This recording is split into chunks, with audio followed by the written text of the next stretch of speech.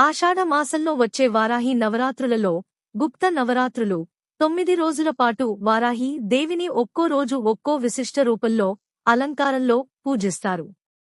ఆ 9 రోజుల అలంకారాలు మరియు వాటి ప్రాముఖ్యత. అవి ఉన్మత్త వారాహి, బృహత్ వారాహి, స్వప్న వారాహి, కిరాత వారాహి, శ్వేత వారాహి, బంధన వారాహి, మంత్ర వారాహి, సింహారుడ వారాహి, మహావారాహి.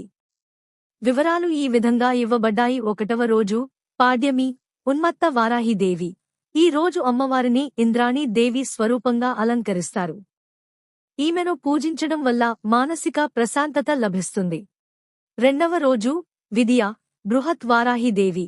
అమ్మవారిని బ్రాహ్మీ దేవి రూపంలో అలంకరిస్తారు. ఈ రూపం విద్యాబుద్ధులను, జ్ఞానాన్ని ప్రసాదిస్తుంది. 3వ రోజు తదియ, స్వప్న వారాహిదేవి. ఈ రోజు అమ్మవారు వైష్ణవీ దేవి రూపంలో దర్శనమిస్తారు. భవిష్యత్తుపై సరైన నిర్ణయాలు తీసుకునే వివేకాన్ని ఈమె అనుగ్రహిస్తుంది. 4వ రోజు చవితి, కిరాత వారాహిదేవి. అమ్మవారిని మహేశ్వరి రూపంలో అలంకరిస్తారు. ఈ రూపం శత్రువులపై విజయాన్ని, ధైర్యాన్ని ఇస్తుంది. 5వ రోజు పంచమి, శ్వేత వారాహిదేవి. వారాహి నవరాత్రులలో పంచమి తిథి అత్యంత విశేషమైనది.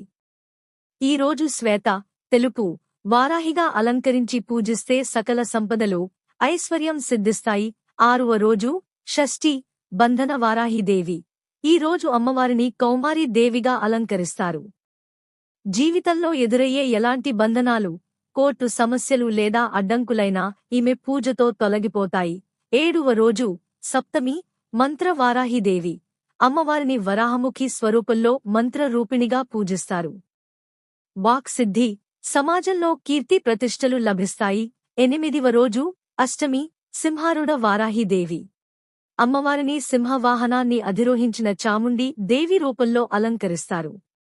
ఈ రూపం నరఘోష, దృష్టి దోషాలు మరియు నెగటివ్ ఎనర్జీలను పూర్తిగా సంహరిస్తుంది. 9వ రోజు నవమి, మహావారాహిదేవి.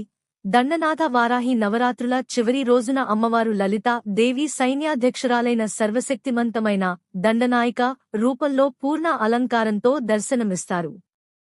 ఈమెను ఆరాధించడం వల్ల సర్వకార్య సిద్ధి, పరిపూర్ణ రక్షణ లభిస్తుంది. ఈ 9 రోజులు సాయంత్రం వేళల్లో దీపారాధన చేసి అమ్మవారి మూలమంత్రాన్ని పఠిస్తూ పూజించడం ఎంతో శుభప్రదం.